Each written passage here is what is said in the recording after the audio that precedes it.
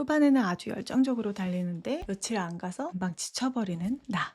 마음은 열심히 하고 싶지만 집중력이 약해서 진득히 앉아있지 못하는 나. 작심삼일, 의지박약, 성인 ADHD 다 내 얘기 같고 공부한다고 마음먹을 때마다 떨어지는 자존감. 이런 경험 다들 있으시죠? 그래도 아직 포기하지 않으셨다면 희망이 있습니다, 여러분. 오늘은 지치지 않고 영어 루틴을 꾸준히 이어갈 수 있는 저의 작은 팁들을 공유해 드리려고 합니다. 영어뿐 아니라 다른 공부에도 적용할 수 있는 내용들이에요. 꾸준함과 집중력을 올리기 위한 방법뿐 아니라 공부 효율을 극대화하기 위한 팁도 있으니까요. 내일부터 당장 시작해보세요. 마인드셋 자체가 달라질 거고요. 누구나 시작할 수 있고 누구나 실천할 수 있는 그런 팁들이라서 분명히 효과 보실 겁니다. 영어 공부를 해도 뭔가 실력이 늘지 않는 것 같았던 분들, 또 집중력과 꾸준함이 부족해서 늘 고민이셨던 분들, 이번 영상 끝까지 집중해서 들어주세요. 저는 말이에요, 파워 P예요. 아시죠? 계획, 시간표 이런 거 세우는 거 안 좋아하고요. 갑갑해요. 새로운 거 좋아하고 지루한 건 정말 못 견디죠. 인터넷에서 영어 공부 성공담들을 보면요, 영화 한 편을 몇 달 내내 봐서 토식까지 달달 외웠다거나 책을 너덜너덜하게 수십 번 봐서 달달 외웠다는 그 스토리들을 듣곤 하는데요. 저에겐 정말 불가능에 가까운 일이에요. 하지만 저는 또 저만의 강점이 있으니까요. 중요한 건 내 성향을 인정하고 나한테 맞는 꾸준히 할 수 있는 방법을 찾아서 실천하는 것입니다. 그래야 지치지 않고 오래 할 수 있어요. 남한테 좋다고 해서 나에게 반드시 좋은 건 아닌 것이, 내가 처한 환경, 내가 가진 것들이 다 다르잖아요. 사람마다 다르니까 나한테 맞는 걸 찾아서 꾸준히 하는 것, 그게 유일한 방법이 아닐까 싶어요. 하지만 효율은 챙겨야 합니다. 그래서 저처럼 나에겐 비범한 의지력 같은 건 없다 하시는 분들, 영어 공부를 꾸준히 하고 싶지만 자꾸 지쳐서 손에서 놓게 된다 하시는 분들에게 오늘 영상은 분명 도움 되실 거예요. 자, 첫 번째 전략입니다. 목표보다 행동에 초점 맞추기. 목표를 잘게 쪼개라. 제가 저번에 추천해드린 책 어토믹 헤빗에 나온 내용입니다. 많은 분들이 토익 900점을 맞겠다, 원서 10권 읽겠다, 뭐 이런 정량적인 목표를 세웁니다. 하지만 결과는 우리가 직접 통제할 수 없어요. 통제할 수 있는 건 오늘의 행동뿐이죠. 매일 30분 공부하기, 뭐 하루 5쪽 읽기, 단어 10개 외우기, 이런 등등. 성과는 따라오는 거지 목표 자체가 아닙니다. 이 작은 행동이 쌓여서 결국 큰 성취로 이어지는 거고요. 중요한 건 바로 아이덴티티. 나는 영어를 잘하고 싶다 라는 목표보다는 나는 매일 영어를 하는 사람이다 라는 이 정체성이 자리가 잡으면 꾸준함은 자동화되는 것이라고 해요. 이렇게 목표가 아닌 행동에 초점을 맞춰야 꾸준히 이어갈 수 있습니다. 더 자세한 내용이 궁금하시면 어토믹 헤비츠 한번 읽어보세요. 번역서로도 나와 있으니까요.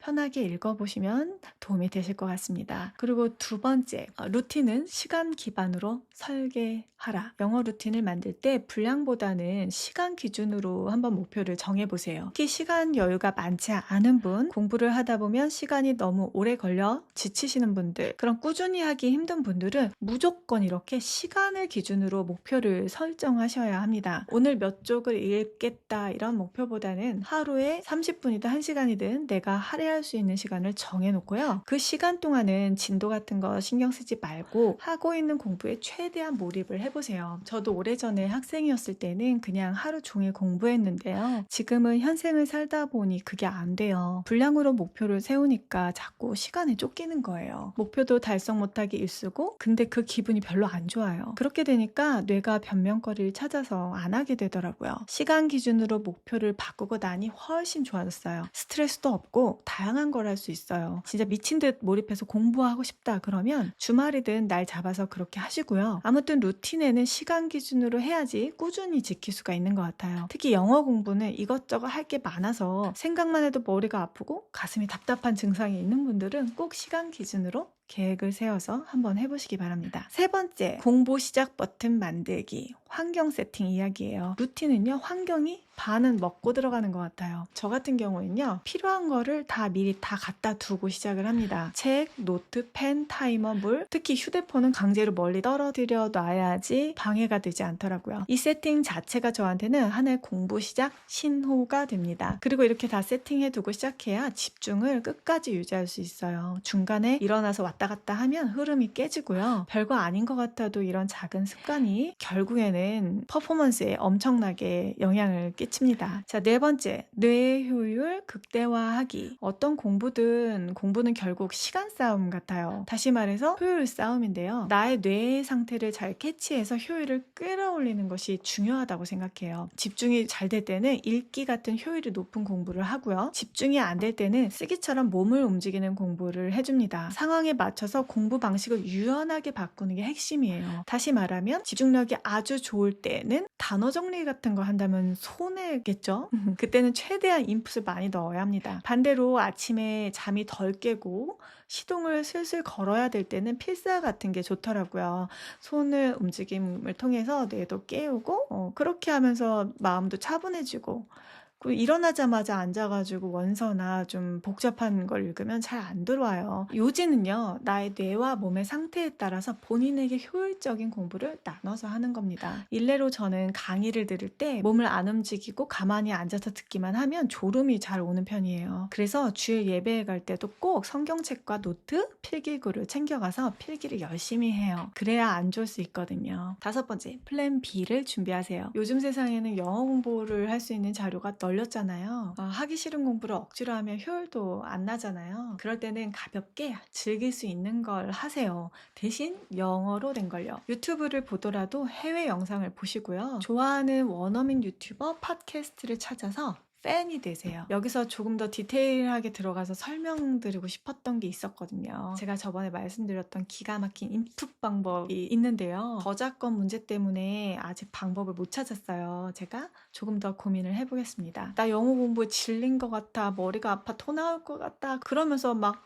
멍 때리면서 한국 쇼츠 이렇게 보지 마시고 원어민 쇼츠로 보세요. 원어민 채널 거를 보세요. 하다못해 팝송이라도 들으세요. 그냥 필사책 펴놓고 편하게 베껴 쓰는 것도 괜찮아요. 한번 멀어지면 하루가 이틀 되고 일주일 되고 시간은 금방 흘러갑니다. 그래서 작은 루틴이라도 이어갈 수 있도록 평소에 영어 공부 플랜 B를 다양하게 만들어 놓으세요. 좋아하는 컨텐츠들을 많이 모아두시면 도움이 되는 것 같습니다. 저 같은 경우도 머리 식히고 싶을 때 제가 좋아하는 브이로그, 제가 좋아하는 가수의 공연 같은 거를 많이 봐요. 인터뷰 같은 것도 보고. 그러면 영어를 그냥 늘 꾸준히 노출할 수 있으니까 좋더라고요. 그리고 여섯 번째는 집중력과 꾸준함, 이거를 키우는 건데요. 빠른 효과를 원한다면 하루 3시간 이상 인텐시브하게 몰입을 해야 합니다. 하지만 성인 학습자 대부분이 현실적으로 어렵잖아요. 그러니 우리는 공부 효율을 올리는 걸 고민을 해야 합니다. 시간의 절대적 양이 부족하니까 효율이라도 최대로 끌어올려야죠. 그럴 때 도움이 되는 게 바로 이 타이머예요. 타이머를 활용하면 집중력을 확 끌어올릴 수 있어요. 벼락치기 효과, 마감 효과 때문입니다. 이 타이머를 이용해서 20분, 30분, 40분, 50, 60분 이렇게 해서 시간을 블록으로 쪼개면 벼락치기 때 발휘되는 그 몰입감을 작은 단위로 불러올 수가 있는 거죠. 제가 쓰고 있는 제품은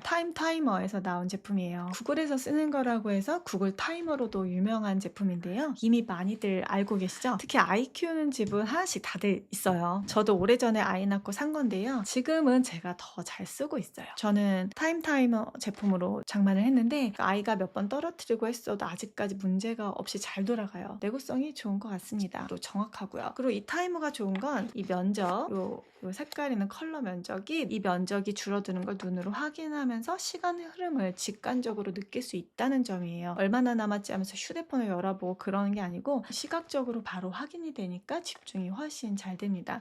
저는 아이 때문에 사이즈도 큰 플러스 모델로 했는데요. 조그만 탁상형 모델도 있어요. 처음에 인테리어 때문에 그걸 고민을 했는데 쓰면 쓸수록 저는 이 큰 사이즈를 사길 잘했다 생각이 들어요. 나이가 드니까 노안도 오고 잘 안 보여서 큼지막해서 이게 큼지막하고 시원하게 잘 보이고 멀리서도 시각적 효과가 더 뚜렷해서 좋더라고요. 그리고 핸들도 있어서 너무 편해요. 아이 때문에 이방저방 들고 다닐 사실 많은데 이 핸들이 있어서 안정감도 있고 저는 큰 거로 사길 잘했다 생각합니다. 60분짜리 모델도 있는데 저는 120분짜리 모델이고요. 라이프스타일에 따라서 고르시면 될 것 같아요. 영상 아래 설명란에 제품 구매하실 수 있는 링크 남겨둘 테니 필요하신 분들은 참고하셔도 좋겠습니다. 그리고 저번 영상에서도 소개했지만 독서대를 쓰고 나서도 효율이 많이 올라갔어요. 목이랑 허리도 편하고 흐름이 깨지지 않아서 공부할 때 필수입니다. 독서대 다음날 아침에 볼 필사책을 올려두고 잔 날은요, 확실히 루틴의 실행률이 올라가는 걸 알 수 있어요. 아침에 일어나서 책상에 앉기만 하면 바로 시작할 수 있으니까요. 이런 식으로 능률을 올릴 수 있는 환경 세팅을 해두면 좋습니다. 특히 책상이든 식탁이든 내가 앉아서 공부든 책을 볼 공간은 늘 정돈된 상태로 유지해야 앉아서 공부하고 싶은 마음이 들어요. 내가 좋아하는 물건들로